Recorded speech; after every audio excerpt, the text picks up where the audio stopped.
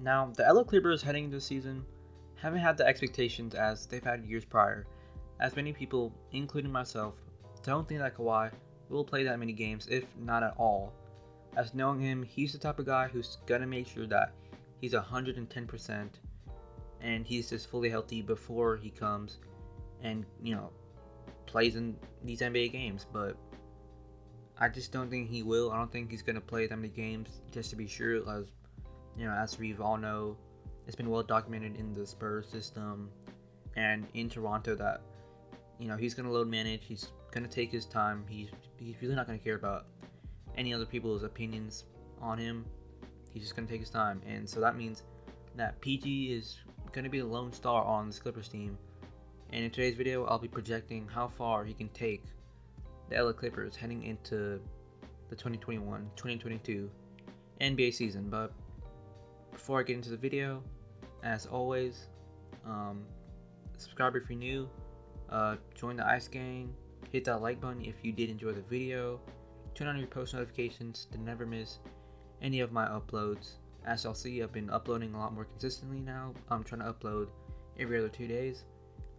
Let's just hope that streak will continue. And comment your takes down below. Just let me know what you think about the video. If you think that Paul George will become an MVP candidate this season, and how far the Clippers will go. But yeah, let's get straight into the video. So, as I've said, the expectations for the Clippers aren't going to be as high, but that still means that they're still going to need to make some noise because they still have Paul George. They still have all these role players, and I'm just going to talk about all these players. So, first off, the man in charge, as of at least right now, is Paul George, and I'm expecting another MVP type season from him. I'm not expecting maybe not OKC Thunder Paul George, but somewhere in the middle. I can see him averaging around 28 points, 27 points on pretty good efficiency, and be one of the better two-way players in this league, as we all know he's capable of being, especially with Kawhi out. I just think that he can thrive with all the role players around him. And speaking of the role players, let's start off with maybe one of the most surprising players in the playoffs, Reggie Jackson. And I'll be honest, I did not know Reggie Jackson was like that, and he's probably not let's keep it a buck. He's probably not like that. He shot godly in the playoffs. He shot 40% from three, taking 8 attempts per game or something crazy like that. I don't have the stats on me right now, but I just remember against the Suns and the Jazz, he was taking step back threes, deep threes, hand in your face, and he was just knocking them down like it was nothing.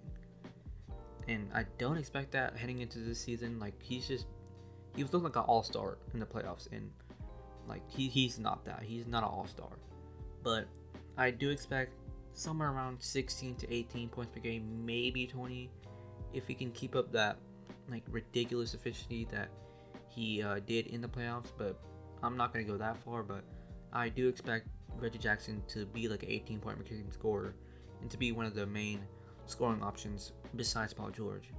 Another main or key player is Marcus Morris, who's one of the better shooting forwards in the league.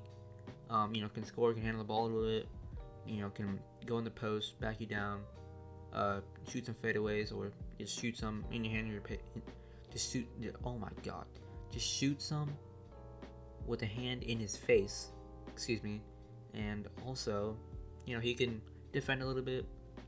He's versatile and just a solid all-around player. Just good fit. They obviously traded Pat Beverly, and now the depth is still pretty good. They have Nicholas Batum, who I think he's one of the more underrated players. He was really good in the playoffs last year. He sort of acted like the unofficial small ball five. He's a solid defender, he's versatile, can switch, and more importantly, on the offensive end, he can space the floor, so the Clippers can play 5-out offense basically every time. And they also got rid of Rajon Rondo, which, the Rajon Rondo signing was weird, but let's just move on. But that was the key players, like I'm trying to think of if I can come up with anyone else. Like keep in mind, like this video is gonna be like right off the dome. So like just bear with me. But I'm not thinking of anyone right now. Um, excuse me if excuse me if I'm blanking right now. But moving on to the additions, they really didn't have that many additions. Like they re-signed Nicholas Batum. Um, they're Paul George and Kawhi are still in here for the long term, and like really it's just it all comes down to waiting for Kawhi. Honestly, waiting for Kawhi to come back to be healthy, and once Kawhi comes back, they can become contenders again. Like this year, probably the goal for them, and like I guess I'm just segueing into the season projection, but for me, my expectations for them are to probably make the playoffs or at least the play-in, because I think they're still that good. Even without a healthy Kawhi, I think Paul George is good enough to lead this team to, if not the playoffs, at least the play-in tournament.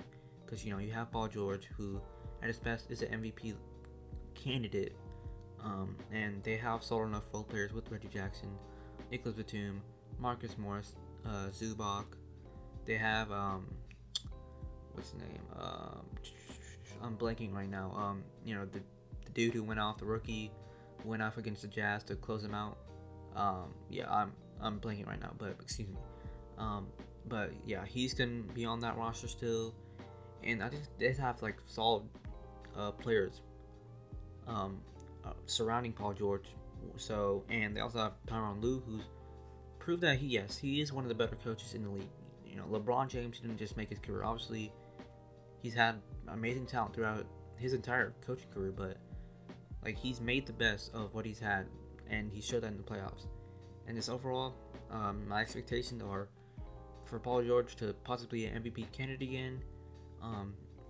I expect them to at least make the play-in tournament because I think they're that good, even without Kawhi. And if Kawhi does return, they're probably not gonna like be championship contenders because I think Kawhi's gonna take it slow. He's gonna take it easy this season, and then he's gonna ramp up and be back to robot Kawhi Leonard next season.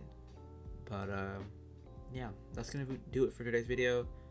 I hope y'all liked my season preview for the Lakers' little brother, as Shannon likes to call him. But yeah, hope you enjoyed the video. Oh my gosh, hope you enjoyed the video. Like it if you did. Subscribe if you're new.